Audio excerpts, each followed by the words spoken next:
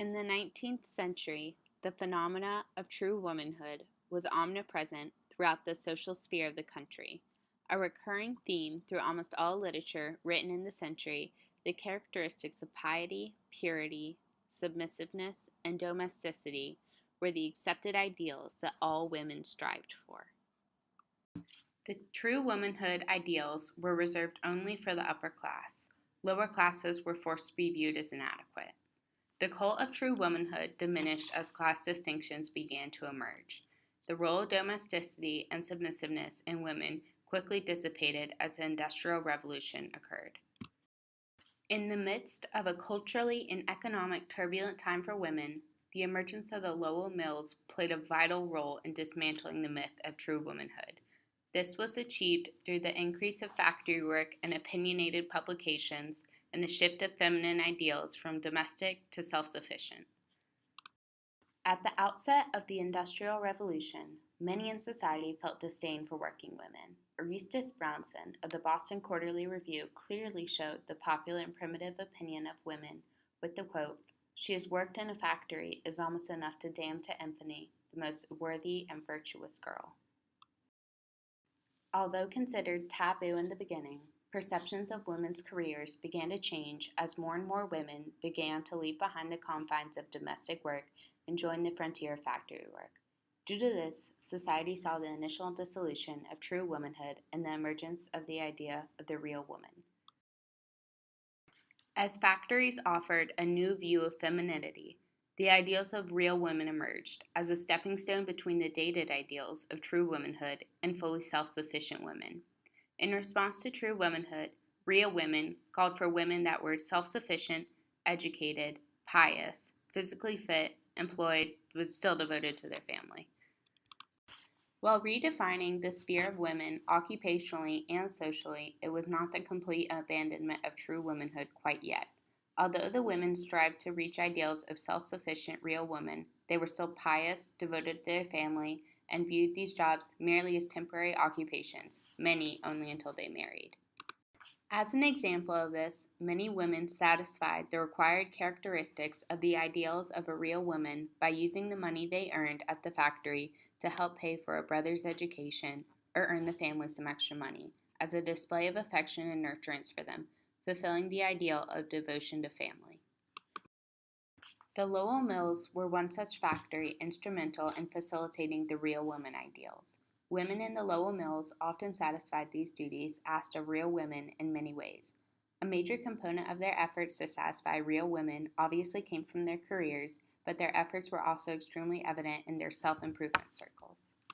Self-improvement circles were used by the women in their free time to encourage each other to improve their cultural awareness, education, and character.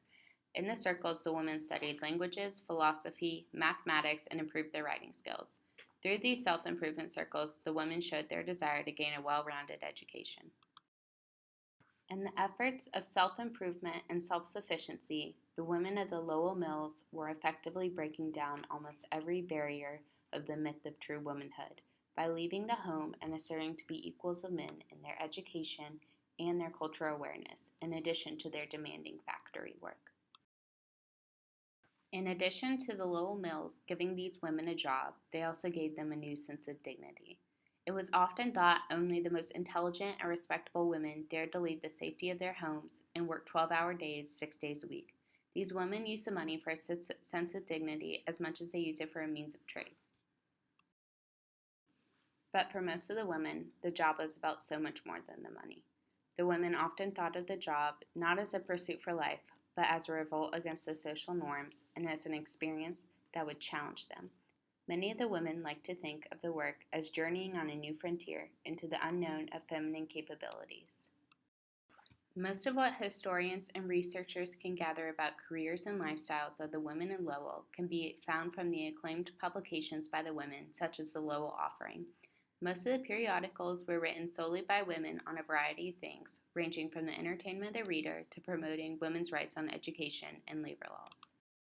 Harriet Farley, one of the writers, stated the reason for the periodical was for her to show that we could understand, reason, reflect, and communicate. The literary publications were a key player in the efforts to break down the barriers of true womanhood, because they challenged submissiveness, as these women were given a vehicle to share their opinions and challenge the established. As the women in these mills were given more opportunities to voice their opinions, they used their voice to speak out against the patriarchal system, redefine the middle class, and promote their social and economic potential.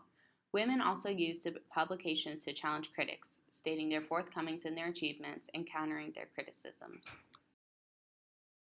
It is plain to see the women's criticisms and doubts on the patriarchal society through the utopian piece, The New Society. The author writes, 1. Resolved, that every father of a family who neglects to give his daughters the same advantages for an education which he gives his sons shall be expelled from the society and be considered a heathen. The author also wrote, 9. Resolved, that industry, virtue, and knowledge, not wealth and titles, shall be the standard of respectability for the society. These two quotes are an obvious effort by the author to show that times and the roles of women are changing, and these are definite verdicts that will happen in the future. As more women left home to go work in the factory, the author used this piece as a prediction for the future that the remains of the dated ideals of true womanhood would diminish. While education was not a key ideal in the characteristics of true womanhood, it was vital to the ideal of real women because it promised equality. In conclusion, the women of the Lowell Mills used these opportunities in the factories to their advantage by advancing their societal and economic standing. Through their improvements on their character, work, and literary publications, the women of the Lowell Mills ultimately made a stand to initially begin to break down the cult of true womanhood.